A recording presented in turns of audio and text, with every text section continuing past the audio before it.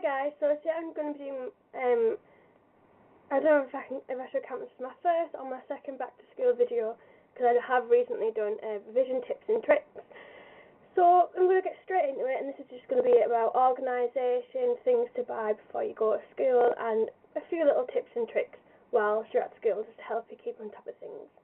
So the first thing that I'm going to recommend, which is probably the most basic and stupidest things to include, but some people completely forget, is paper.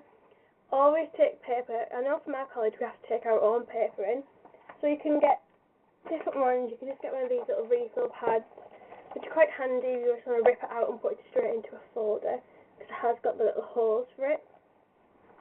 Or you could use pucker pads, which I know is very popular at my school. I've just got 3 here, and these have little dividers in them, which have a little pocket in them, so you can keep everything organised and have different subjects and stuff like that. But personally, I don't really like these as much. I just somehow got a collection of 3. And the other one that I do have is a small pucker pad, and with this one, when I finished college and broke up for the 6 weeks, I started writing down appointments in it. And then when I had the appointment, I crossed it out, or when I cancelled it, I wrote that I cancelled the appointment. And I had little to-do lists in it, and just things to help keep me organised. And then I had a to-get list for stuff for a website that I'll be opening up, which is going to be like an online shop, and just things for YouTube and stuff that I've seen that I really want to get myself and try out. So the next tip I'm going to go into is very, very basic once again. It's just pencil cases and what to have in it. So I have this one from Paper Chase, and I think this is £5, maybe a little bit less. And just unzipped here, has a pouch on the side with a little zipper in it, and then just a little pouch on the side. But because a pencil case has that much in it, nothing will fit in there. So obviously I've just got my rubber. Can't even take all this out. Just a ruler, but this one opens out, so it's a full length one. And then I have a load of felt tips and just some marker pens and pencils and some pens and highlighters, which are really, really essential, especially if you're at college, because you can never get enough of them. And I've just got some more, and I've got this other pen which I fell in love with, and this is from Paper Chase as well, and I think it was £1 something, because it had 20% off. So let's put these back in here. And recently I've just bought some scissors, just so I always have some handy, because when I'm revising, when I don't have a lesson at college, I always have to go into other people's lessons and get scissors, and it's just a nightmare to try and find them, so I'm just going to keep a pair in my bag, so I've always got them. And then I've just bought loads and loads of pens, because I'm running out, so let's move in. Okay, so the next thing I'm going to talk about is folders. Now, I recommend getting a folder for every single subject that you have. Personally, I like to have 2 folders for each subject, because with my college and with a lot of A-levels, you will get a lot of sheets and you'll have a lot of work, and it's impossible to carry all that around in a folder, unless you have a car, if you're very lucky to have a car. So I got 3 folders recently, which are also from Paper Chase. So I've got one that just matches my pencil case and my pen. And this has my favourite subject in it, which is psychology. It's got a few things in it from when I went back to college for a month, and then we broke up again. And I think that was £3.25 it was, out of Paper Chase.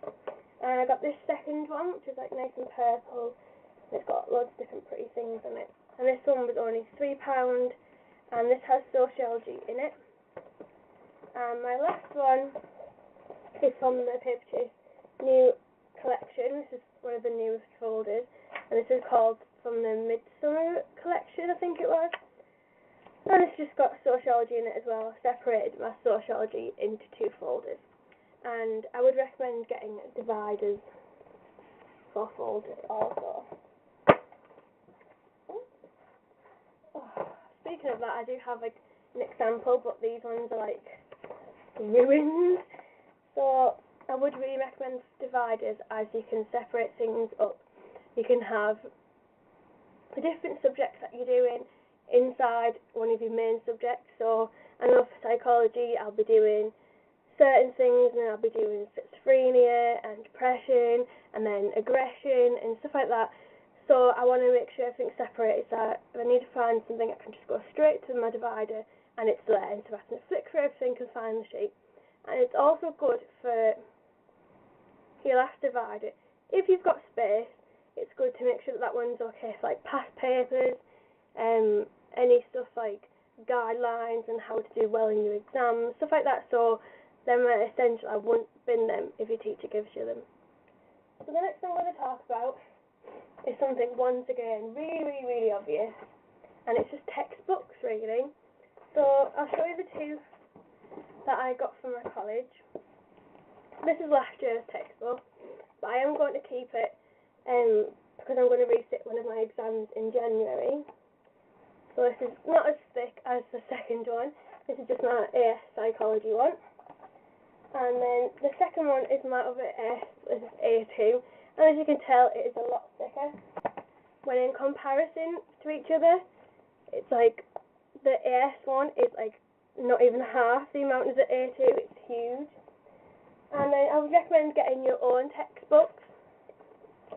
So as you've seen in my revision tips and tricks video, I do have the textbooks that were made by the exam board. And so I've got the AS and A2 sociology, which is really thin compared to the book that I get for sociology. And then this is the psychology one, AS and A2. As you can tell, it's like smaller than the the AS book. So this is really beneficial for everything down for you, and it's just so much easier. And then I'd also recommend books for extra research, which I know you're going to be thinking, I've got all this work to do, how can I do extra? But trust me, you'll need it if you want to get like A's. So what I've done is I've got this sociology book from when my mum was at uni, which was only like a few years ago when she graduated, and she did youth studies of criminology. So she had to do like A levels and all that stuff, and she had to do like a bit of sociology, a bit of psychology, a bit of history. So she had to do all of them. So she had this big textbook. So she gave it to me, and what I've just done is I printed out the specification for my my A2 sociology exam, and I found out what specification we need for the exam, and then I've looked through this whole book to find out if it has anything that I need, and then I've got these little post-it notes. I can just open one up. And I've got these little post-it notes, and I just wrote down which one's which. That's interactionist. Can't even read my own handwriting. When I go to college, I'm just going to get them to photocopy the pages, so I have to take the textbook everywhere with me. The next organisation tip I'm going to recommend is having a big folder, and it doesn't matter whether it's ugly, because it's not going to leave your house unless you really want to take it somewhere else to revise. So I'd recommend getting a big folder. As I said, I like to have 2 folders per subject. So I think this is my sociology one. This is my sociology folder. So these 2 folders will eventually be in this big folder, if that makes sense. And what I do with this one, just take these pages out. So what I've just done, as you can see, is I've got the specification from a revision guide that I've somehow managed to get off my school documents kind of thing about my teacher knowing, which is kind of quite sad, but I've got the specification, and then I've got my little dividers, which these ones are numbered. So the final thing that I can recommend to use before starting school is to get revision cards, which are just these little bad boys. as these are literally like lifesavers, not even exaggerating. These got me an A in my psychology exam, so no fear, because the revision cards are here, okay? And another thing that I'd recommend doing is getting little books like these, and then just writing the subject on the front. I do have an example here actually, because I have been a good girl these 6 weeks. So I have this psychology one, which is just out of my psychology folder, and it has keywords that I've learnt so far, and I've wrote the keywords in red and then wrote the definition underneath in black. I can't do it alphabetically because I will be learning a lot of more keywords throughout the year. So for me to do that, I'd have to do it electronically, and I wanted to get a head start now. So I've just done a few pages on that, and I've still got quite a few more to go. But I really do recommend getting these, even if you just make one yourself and get some paper and just make one yourself. Or what you could possibly do is, I found these recently. I'm just passing it. And it's this little folder, and I think I got this out of Wilco's. And it has, you open it up, it has little dividers on the bottom.